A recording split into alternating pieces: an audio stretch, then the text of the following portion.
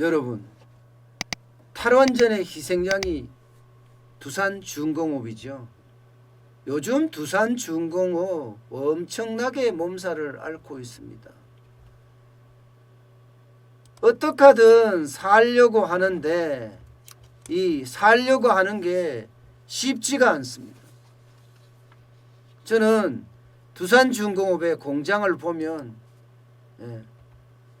뭐라고 이야기해야 되나? 안타까움이 계속 납니다. 이 두산중공업의 어떤 경쟁력은요, 특히 원전에 대한 경쟁력은 전 세계 1등이에요. 전 세계. 어디 가더라도 대한민국의 원자력 기술은요, 절대 빠지지 않습니다. 미국보다도 가성비가 높고요. 심지어는요, 중국보다도 가성비가 높다고 이야기할 정도예요. 러시아보다도 그렇고요. 프랑스보다도 그렇고요. 그런데 우리 대한민국의 원자력이 지금 사장되고 있습니다. 문재인 정부 3년 동안 두산중공업이 저렇게 몰락하고 있고요. 그 밑에 1차, 2차, 3차 협력업체는 완전히 고사 직전에다가 이미 폐업한 것도 부지기수입니다. 그러니까 참 안타까운 노릇이죠. 이 공장에서 일하는 사람들, 이분들이 다 사실은 애국자거든요. 이분들이 가지고 있는 기술력이 전 세계 1등이라니까요.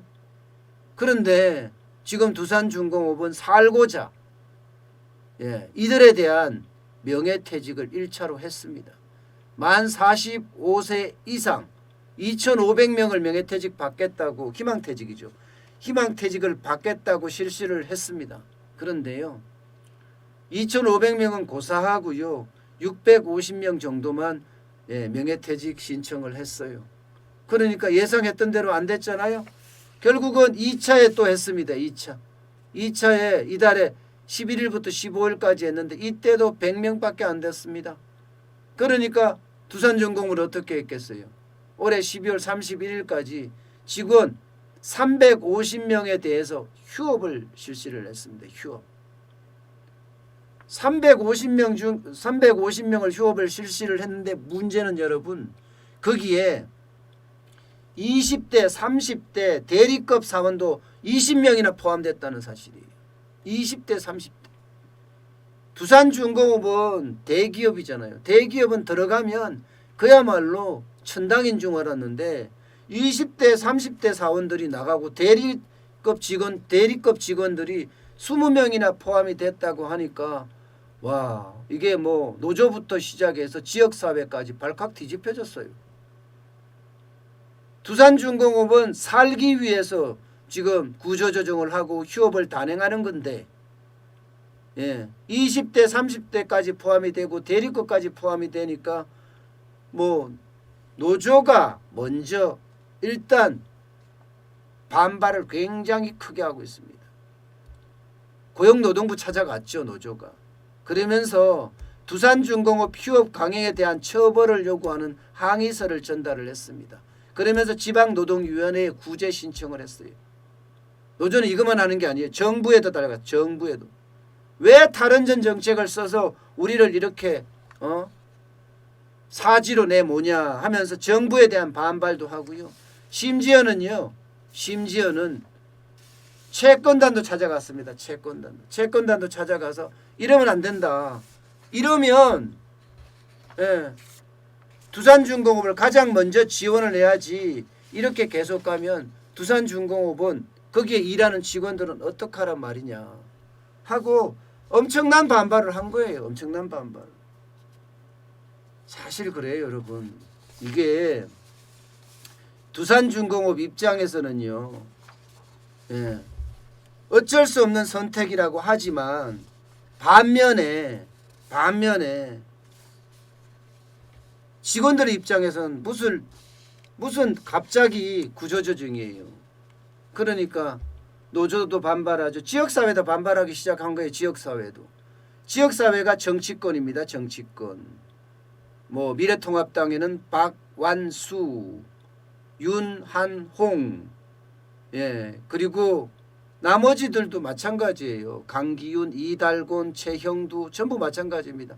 두산중공업의 경영 위기를 해결하기 위한 공동성명까지, 여기에다가 창원시장도 지금 나섰습니다. 창원시장도. 이렇게 되면요, 두산중공업의 구조조정이 도대체 어떤 방향으로 갈까요? 예. 굉장히 혼란스러운 부분으로 갈 수가 있습니다. 정치권까지 개입을 하잖아요. 이렇게 되면요, 구조조정이라는 것은 경영을 합리화하기 위해서 구조조정을 하는 건데, 노조의 정치권, 지역사회까지 관여를 한다는 것은요, 결국은 논란 덩어리가 된다는 뜻이고, 논란 덩어리가 된다는 것은 구조조정을 제대로 못할 수도 있다는 겁니다. 예. 정부도 채권단도 다 나설 거 아니에요. 자, 이렇게 됐을 때 과연 두산중공업이 어떻게 될 것인가 모르겠어요. 노조가 요구하는 대로 국유화가 될 수도 있겠죠. 국유화가 가장 답일 수도 있습니다. 정부 자금 집어넣으면 되니까요. 지금 솔직히 더불어민주당에서는 못할 게 없습니다. 177석의 거대 공영 여당이에요. 공영 여당인데 못할 게 뭐 있겠어요. 헌법 빼놓고는 다 바꿀 수 있다고 하는데. 뭐 국유화하죠. 뭐 이참에. 참 속 터지는 일이죠. 그죠? 시장 경제라는 것은 지금 어디 가버리고, 민주적 절차라는 것도 어디로 가버리고, 예, 이런 일들이 계속해서 발생이 된다고 하니까 결국은요, 노조 반발에다가 정치권, 지역사회까지 들어갔다는 것은요, 두산중공업의 구조조정이 쉽지 않다는 이야기입니다. 두산중공업의 구조조정이 쉽지 않다는 이야기는 뒤집어서 말하면요, 앞으로 대한민국의 기업들 구조조정 만만치 않다는 이야기예요. 지금 기업들은 구조조정을 할 수밖에 없습니다. 지금 현재까지는 정부가 자금을 지원해주고 대출도 연장해주고 이자 상환도 유예를 해줬기 때문에 아직까지 별반 많이 못 느끼지만, 예, 이제 그 시기가 점점 다가오고 있습니다. 실물 경제의 충격은 충격대로 계속해서 오고 있고요. 지금 국내 문제만 가지고 실물 경제의 충격이 온 게 아니라는 사실이에요. 실물 경제의 충격은요, 1차적으로는 문재인 정부의 경제 정책이 첫 번째였습니다. 소득 주도 성장 때문에 기업의 경쟁력이 굉장히 약화됐었어요. 예, 지금은 코로나19에다가 다 몰아놨는데, 덮어 씌워놨는데, 사실은 소득 주도의 성장 정책이 실패해서, 예, 그만큼 기업의 경쟁력이 떨어졌던 것도 사실입니다. 두산중공업은요, 코로나19가 안 왔다고 하더라도요, 결국은 어려워졌을 그런 회사예요. 코로나19가 안 왔다고 하더라도. 그런데 코로나19 때문에 마치 두산중공업이 어려운 것처럼 이야기하는데 그게 아니에요. 문재인 정부의 경제 정책에 대한 실패 때문에 오는 거예요. 탈원전 정책이라는 게 결국은요, 두산중공업뿐만 아니라 1차, 2차, 3차 다 협력업체까지 다 어렵게 만들었고, 심지어는 창원 지역의 지역경제마저도 완전히 박살내버렸잖아요. 이게 핵심인데, 그죠? 그래서 저는 그래요. 아주 쉽게 푸는 방법이 있습니다. 두산중공업의 문제는요, 탈원전 정책, 예, 풀면 됩니다. 탈원전 정책 풀면은 굉장히 빠른 속도로 두산중공업은 좋아질 거예요. 굉장히 빠른 속도로. 구조조정에 대한 불안감도 없을 거고요. 그렇게 되면 지역경제도 그만큼 활성화가 될 겁니다. 왜냐하면요, 1차, 2차, 3차 협력업체들 다시 살아날 수 있으니까 말입니다. 그리고 정부가 적극 지원해서 사우디아라비아의 원전 프로젝트나, 예, 터키의 원전 프로젝트, 체코의 원전 프로젝트, 뭐 이런 거 다 따로 다녀야죠. 지금이야 코로나19 때문에 좀 어렵다고 하지만 정부의 어떤 적극적인 비즈니스, 예, 행보가 결국은 기업을 살리지 않겠습니까? 그런데 탈원전 정책을 폐기하지 않는 한 오히려 사우디에서 원전을 지금 발주를 한다고 하더라도 과연 우리가 그걸 따낼 수 있을 거냐, 경쟁력이 될 거냐, 그리고 사우디에서는 믿을 수 있을 거냐, 다시 한번 재고해 봐야 되는 그런 상태입니다. 어쨌든 지금 두산중공업의 그 논란 내지는 구조조정 위기는요, 결국은 자칫 잘못하면 이상한 방향으로 흘러갈 수도 있는 그런 상황에 직면해 있습니다. 그래서 제가 제목을 두산중공업 탈원전 정책으로 구조조정 몸살 앓다 이렇게 정한 거예요.